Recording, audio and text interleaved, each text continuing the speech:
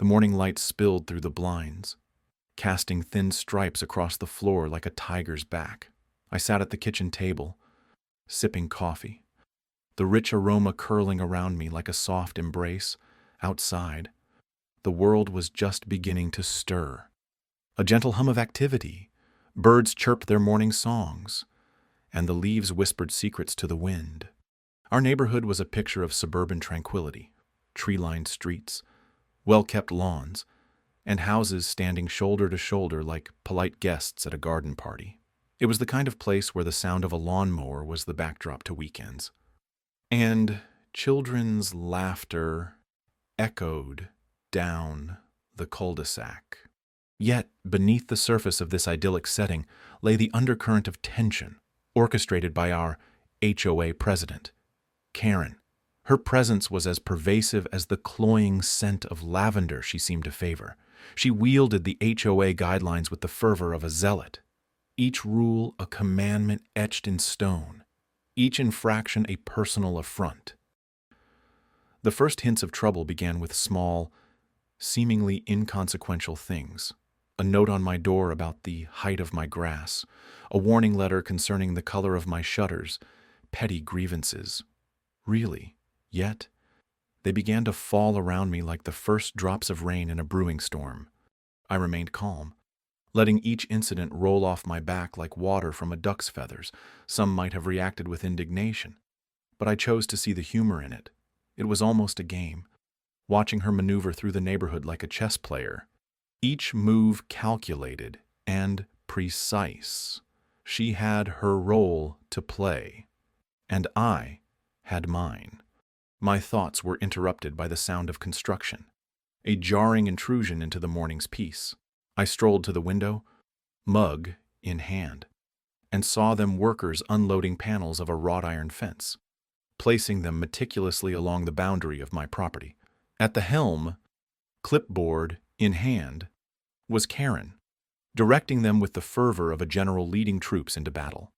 Amusement flickered through me, trapping me in, like a lion tamer trying to contain a beast, yet the irony of it didn't escape me in her zeal to enforce the rules.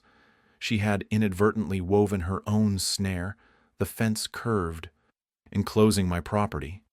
But in her meticulous planning, she had left no gate, no path of escape, a perfect circle, a beautiful, poetic oversight. I watched as the realization dawned on her face, her expression shifting from triumph to confusion. It was a dance of emotions. A silent opera played out on her features. I remained still, allowing the moment to unfold naturally, like a flower opening to the sun. In her eagerness to control, she had unwittingly imprisoned herself within her own creation.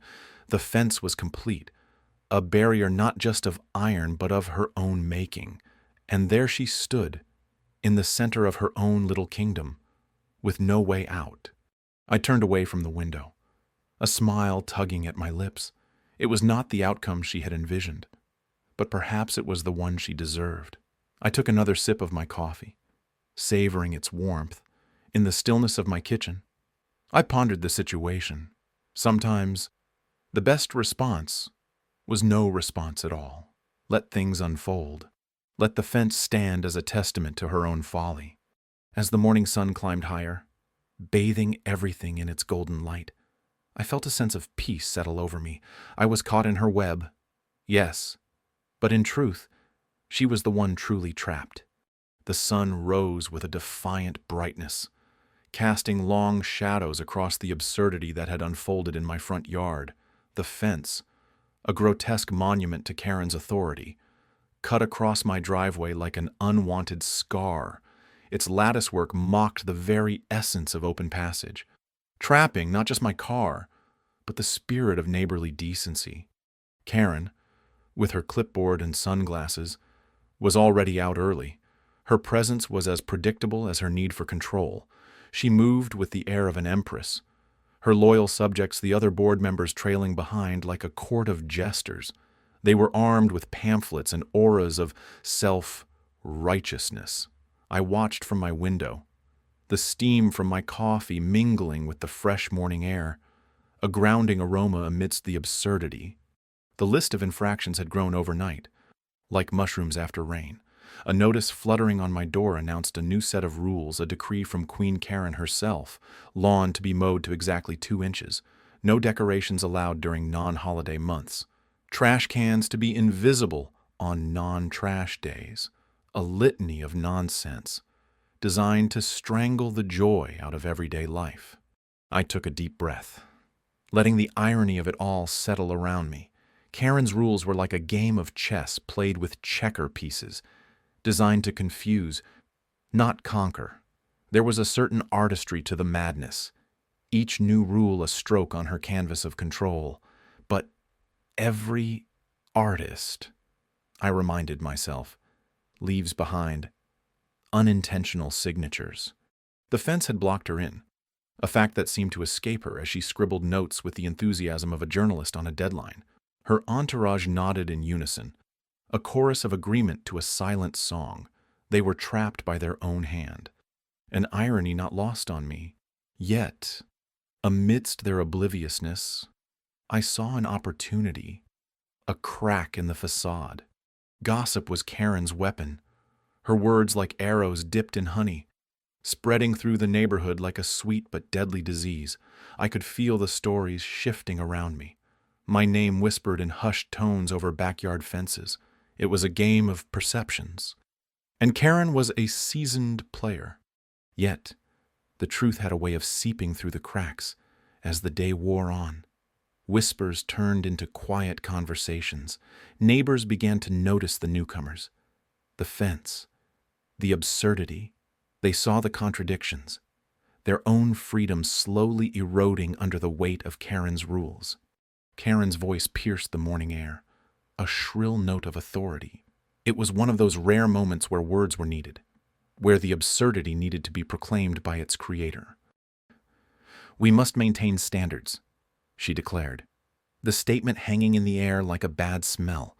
It was both a warning and a consolation prize, but it only served to highlight the thinness of her veil. I watched, silent but not passive. This was a stage, and we were all cast members in Karen's tragic play, but the act was wearing thin. The audience was waking up, and the scenery was cracking. The fence stood tall, a symbol of entrapment, but it was also a testament to her short-sightedness. As the sun climbed higher, the shadows shifted, and with them, the winds of change. I knew that in this game of chess and checkers, the moment would come to turn the board, to tip the scales. Today was not that day, but it was close. Karen would continue, no doubt, her need for control ever present. But like all things built on shaky foundations, her reign was vulnerable. I sipped my coffee, a quiet smile playing at the edges of my lips. The fence was just the beginning. The morning sun slanted through my window, casting stripes across the room like waiting bars. I stood there, staring at the fence built absurdly across my driveway, as if mocking me with its defiant planks. It seemed the HOA had outdone themselves this time. I could hear the echo of Karen's shrill righteousness in my mind, her insistence that rules are rules, smothering common sense. This wasn't just a fence, it was a declaration of war. I picked up my camera, the cool metal reassuring in my hand. Documentation was my quiet weapon, each snapshot a silent witness to the absurdity of it all. I captured everything: the fence's crude angles, the way it held the HOA office in its wooden embrace, trapping Karen and her cronies in their self-made sanctuary. I noted the irony in every detail. Downstairs, the kettle whistled, a persistent reminder of my morning ritual. As I poured the hot water over coffee grounds, I began to plan. This wasn't just about the driveway anymore. It was about boundaries, those we draw and those we cross. Karen had crossed them all. The day unfolded like a slow-moving play. I watched from my porch, camera at the ready. As HOA members tried to find solutions, they gestured wildly, their frustration a silent pantomime behind the fence. They were stuck, victims of their own rigid rules. I felt a strange satisfaction watching them flounder, like watching actors trapped in a farcical stage set of their own making. I decided to pay a visit to City Hall, my evidence, meticulously filed and annotated, lay in a folder that felt like justice waiting to be served. The clerk at the zoning office was sympathetic, her eyebrows raising as she browsed through my documentation. This wasn't just a fence, it was an illegal structure.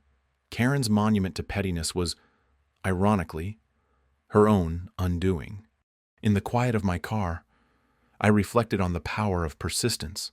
Sometimes, the smallest actions like a camera click, a polite inquiry could unravel the grandest schemes. My thoughts were interrupted by the vibration of my phone, a message from City Hall they were sending inspectors. My quiet rebellion had set the wheels of bureaucracy turning. I arrived home to a scene of chaos. Karen, red-faced and indignant, was still trapped with her committee. The inspectors had arrived, their presence a solemn reminder of order and consequence. I watched as they measured, noted, and finally shook their heads. The fence was coming down. In that moment, Karen's fortress crumbled, not just the wooden barrier, but the facade of her authority. She had boxed herself in with her own stubbornness, and now she was forced to watch it, dismantled by her own hand. A quiet vindication settled over me. I sipped my coffee, letting its warmth seep into my bones. The fence would be gone by evening, the driveway restored to its rightful state. But more than that, the balance had shifted. I had stood my ground, not with anger or noise, but with quiet determination. As the sun dipped below the horizon, the last of the fence was carried away.